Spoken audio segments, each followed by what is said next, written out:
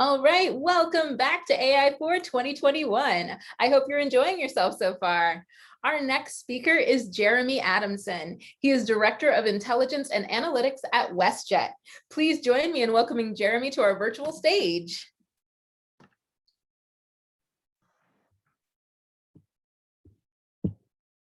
Hey, good afternoon, everybody. Just sharing my screen here.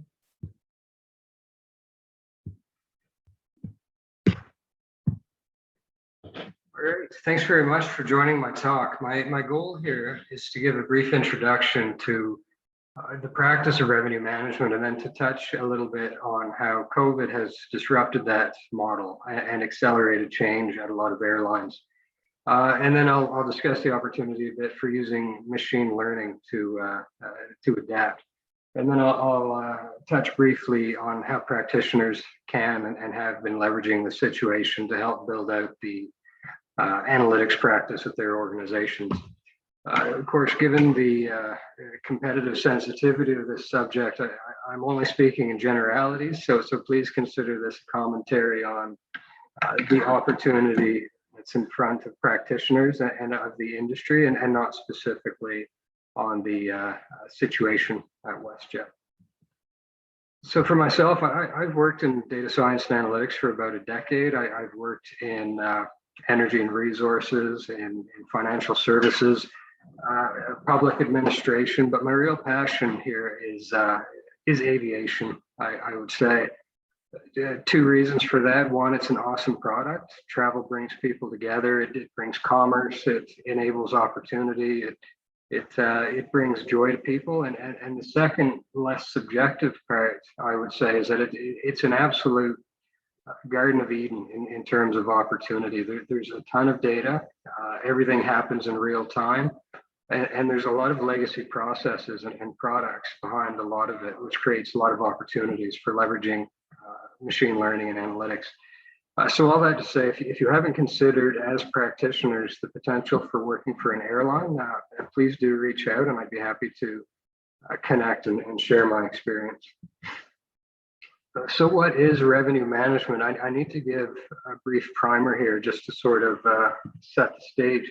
But at its core, it's about providing the right product at the right price to the right guest. And in doing so, the company can achieve higher earnings, and for price-sensitive guests, they can often afford a product that they wouldn't have been able to 20, 30 years ago.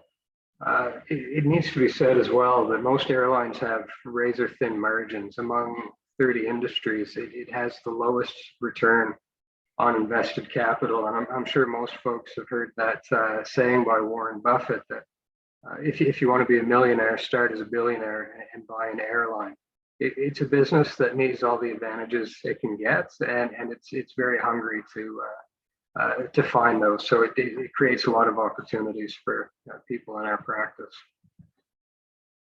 So originally, air travel was basically priced like buses or trains or ferries. You figure out the cost to get from A to B, add a 15% profit margin, and figure out the expected load factor, and that was essentially what you would charge. So now you have just that one lever, you have price. So looking at the demand curve right there from macroeconomics, you charge a high price, you're going to get fewer travelers and a lot of empty seats as a result. But you pull that lever, you drop the price, and now you have a full plane. But a lot of the people on that plane, they got an amazing deal. They were willing to pay much more. So you've left a lot of money on the table in the form of consumer surplus. So that's where revenue management came in. Conceptually, you begin to charge different people different prices for the same product, basically a seat on a plane. So if you look at a premium traveler, they buy for a flight that's departing tomorrow. They don't really care about price. They're price inelastic. And then for leisure travelers, they're buying 3 months in advance. They're going to stay over the weekend. They have different purchasing characteristics. So now you've segmented your guests, and you can charge different amounts based on those booking patterns. And then, of course, certification, you still have some consumer surplus and you still have some empty seats, but you're getting closer to that curve, which is going to optimize your pricing strategy.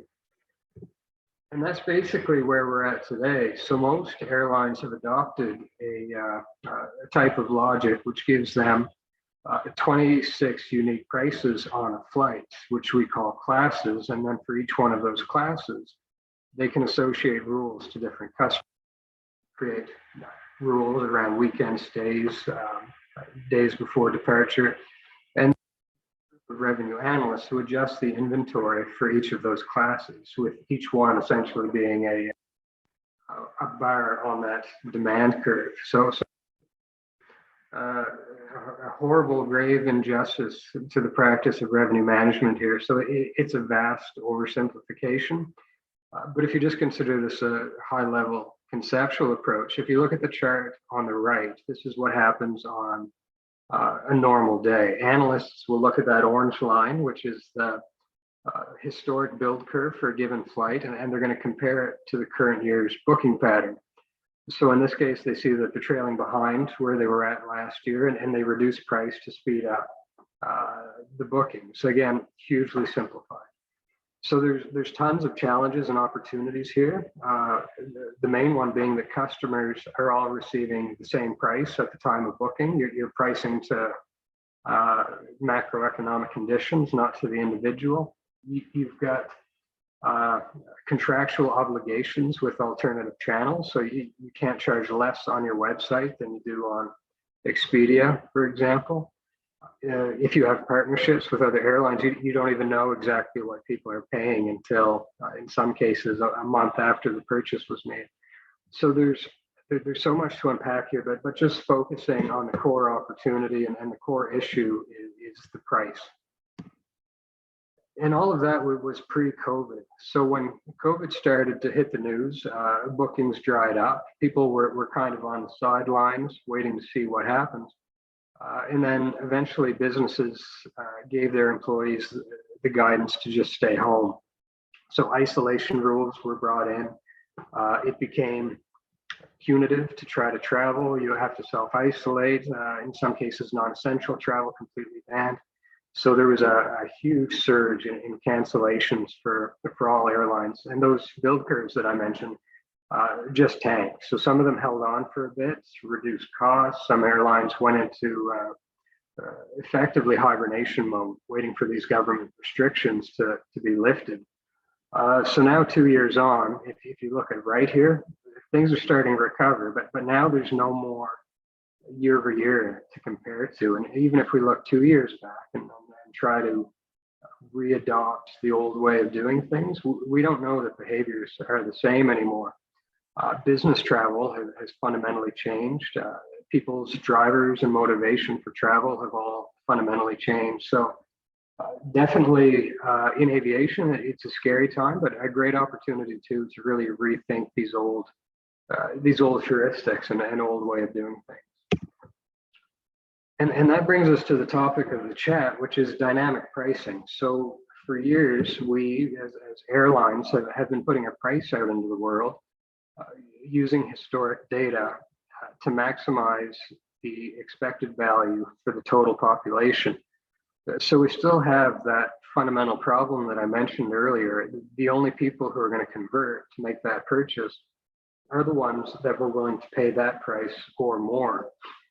So there's consumer surplus happening with every transaction. So every person who buys a ticket, they have a product, they have a flight, and they have a bundle of ancillaries that they want. They have a very unique and custom group of services that they want, and there's a price that they're willing to pay for that. So to maximize utilization for both sides, for both the airline and for the guest, we should price to the individual and not to those macroeconomic probabilities that we have been using. So looking, for example, at these two fellas here, on paper, they're identical. We've got one leaving from San Francisco Sunday night, heading to JFK. He's got a business meeting on Monday that his employer is paying for. The other guy wants on the same flight because he's got, a rock climbing event on Monday. So very different price elasticities, but how can we tell which is which? We don't want to price out the rock climber, and we don't want to charge the same because they have different bundles of needs and different ancillaries that they're tending to look for, and of course, different willingness to pay. So getting into the math quickly, the first thing that needs to be done, of course, is to calculate the propensities of each guest that you have in the historic booking flow. So looking back through time with this combination of features, what was the probability of conversion for each of those people that had entered the booking flow? And then the next step, once you have that, is to segment these guests so that you can maximize the difference in propensities. And by maximizing that change in price elasticity, now you have that key differentiator between the different guest segments. And the key really to identifying opportunities for beneficial changes to how pricing is carried out. So there's a dozen ways to get into the data here and to build a model that generates prices. And it's not my intention to go through all of them, but I do have two high-level general approaches that are quite simple and a good starting point to begin, chewing on the problem. And I'll go back to my opening comment that these are generalities and not reflective of what WestJet has going on. So the first is a one best price approach. So this kind of mimics the traditional approach in that you're looking at the expected marginal seat value that revenue analysts are doing, which was really the genesis of revenue management. So you're trying to maximize the expected value of every transaction. So by organizing the propensities by price, like you see it left there, you can pull directly that demand curve that we had been drawing out conceptually. And then that demand curve can be used to generate the chart you see at the right. So you take the probability of purchase at each price point, multiplied by the price of the seat, and you have that expected value curve across all potential prices. So this is how you would approach a consumer good. If you were selling widgets, if you were selling chocolate bars, it really makes perfect sense. But with flights, you have so much going on into each historic price. Sometimes those for sale prices, sometimes the revenue analyst decided the price should be at a certain point, so that there's a lot of human decisions that have gone into those that you really can't ignore like you do in this approach. And then the other consideration is shown again with those two fellows I brought out earlier. If we haven't been able to differentiate them, what the model is going to tell us is that we should give the rock climber a nominal discount to increase his conversion. But it's also going to tell us that the business traveler who was misclassified in this case should get 50% off to convert. So if we look at the chart again on left, there's 3 points at right that are outliers and paid 3 times more than everybody else. So we can say with relative certainty that these were premium travelers who had been misclassified. So we can't sell this model as it is to stakeholders. It's logically sound, but misses a lot of the nuance of the characteristics of a seat on a flight. And then here's another stab at it. It's a huge undertaking, like I mentioned, to know the exact environment a person was in when they made a purchase. We don't know what the competing airlines had on offer. We don't know if a sale was on. We don't know if there was historically an event that was drawing people in. We don't know even if the revenue analyst perhaps made a mistake last year and the price was misfiled. But what we can do, excuse me, what we can do is look at that point in time, how people were behaving with and without an offer. And this lets you ignore, as best as you're able, the impact of all of those externalities and just to focus on individual behaviors with and without an offer. So in this case, rather than looking at the demand curve, now you're looking at the difference between 2 curves, one with and one without, which has a lot more differentiation between leisure and premium travelers. So looking at left, you can see there that if you make the offer to a business traveler who was going to travel anyway, you see a decrease in the expected value, whereas at right, you have the opposite effect. It's much more beneficial to make that offer. It'll increase conversion and the expected value. This has its own limitations, of course. One is that you need to do a significant amount of testing, and that testing in itself is going to be revenue impacting. And then the other part is that the offers need to be static, and really you don't know if behaviors have changed or will change in the future in the presence of offers. You only know at that single point in time. And just another example is you don't have certain phenomena that we're seeing now, like revenge travel, where people have been cooped up and they have a lot of disposable income. They don't need incentivizing to travel. And if we take that snapshot right now, those behaviors, once people have had their vacation, it's likely going to be very different. So there's a lot of, again, nuance to this problem that you need to take into account. So really, this is a meaty problem, and there's one huge advantage for any airline that solves it the best, I would say. And the other thing is that for a lot of airlines, this is their first real foray into like heavy, legitimate, operationalized ML models. This integrates with all systems and all critical systems for an airline. So it isn't the first project that a lot of airlines are able to take on. And really, it's put data science and analytics at the front of people's mind, and folks are having to rapidly mature their analytics practice and move from that historic insight generation and traditional analytics more into a mindset of value-driven analytics.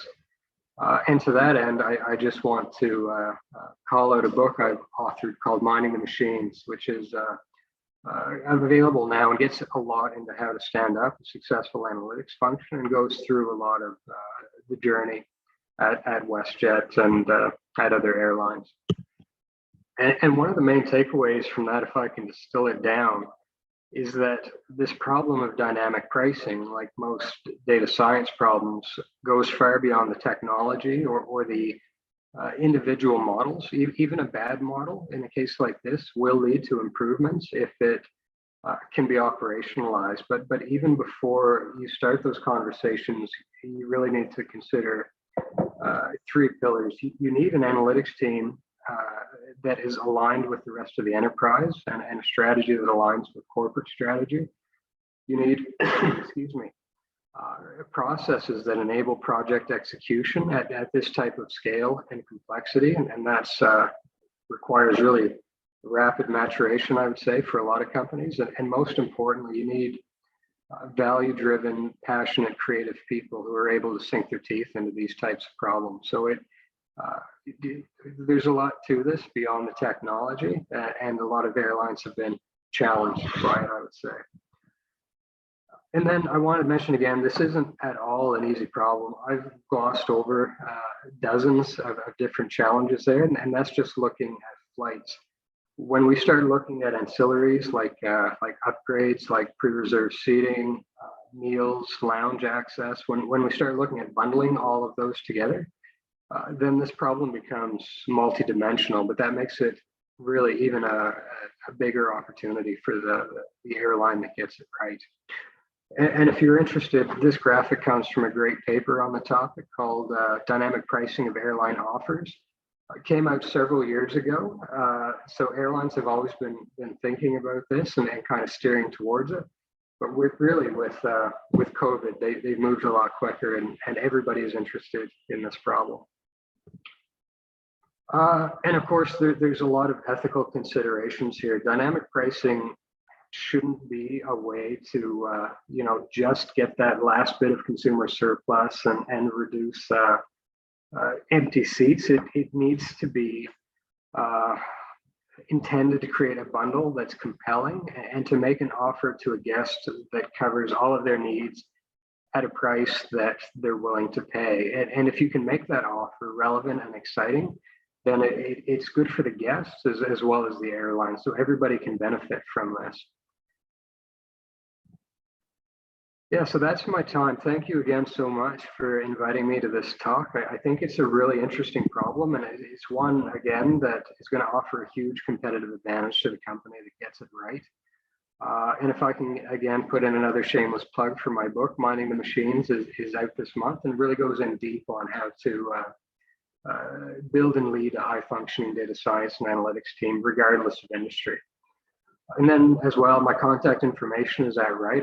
I genuinely love this stuff. And if you'd like to chat about it, please do reach out. It would be great to connect and see if we can work together. So thank you again to the AI4 organizers for the invitation. And I hope everybody has a great conference. Thank you very much. Amazing, Jeremy. Thank you so much for sharing with us. I know this virtual audience is giving you a huge virtual round of applause because that was awesome. Thanks again for sharing your insights today. For the audience, it's time for you to make your way to your next session. Along the way, make sure you accept your connection request and take some time to check out our awesome exhibits. Thanks so much, and we'll see you around.